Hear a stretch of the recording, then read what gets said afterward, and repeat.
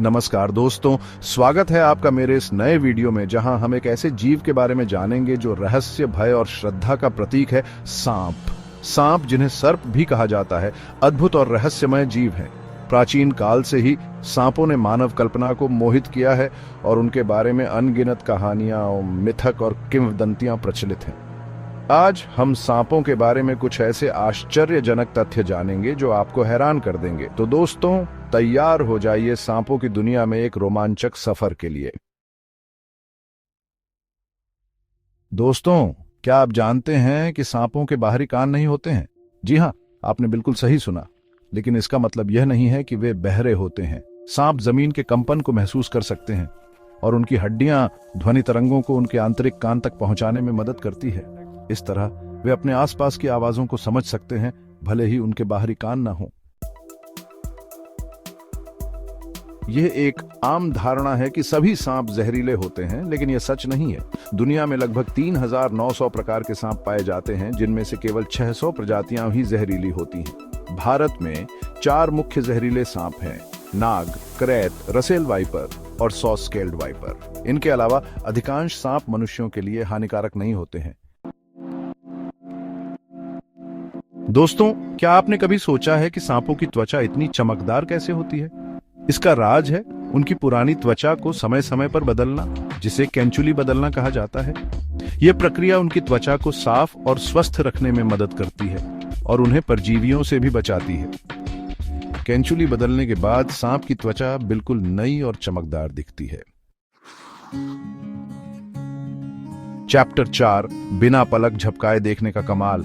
सांपों की आंखें भी बेहद खास होती हैं। उनकी आंखों पर एक पारदर्शी परत होती है, जिसे स्पेक्टिकल कहा जाता है, जो उनकी आंखों की रक्षा करती है और उन्हें बिना पलक झपकाए देखने में मदद करती है। इस तरह सांप अपने शिकार पर बिना कोई हरकत किए नजर रख सकते हैं और शिकारियों से बचने के लिए भी तैयार रहते हैं।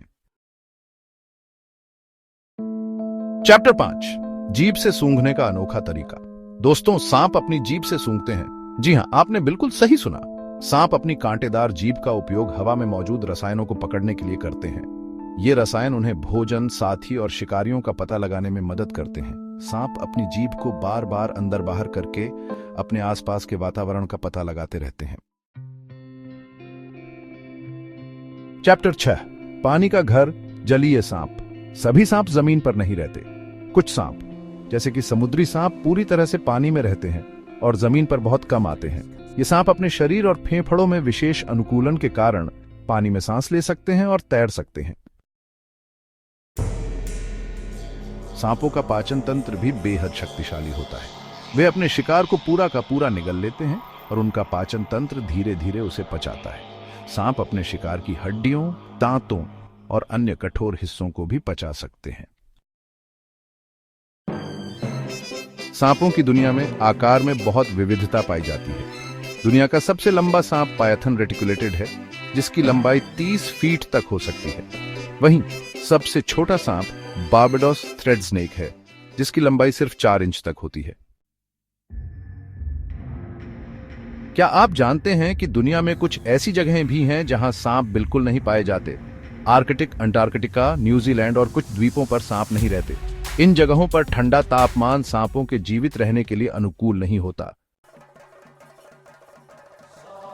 भारतीय संस्कृति और पौराणिक कथाओं में सांपों का गहरा महत्व है। शेषनाग को भगवान विष्णु का आसन माना जाता है और नाग पंचमी के दिन सांपों की पूजा की जाती है।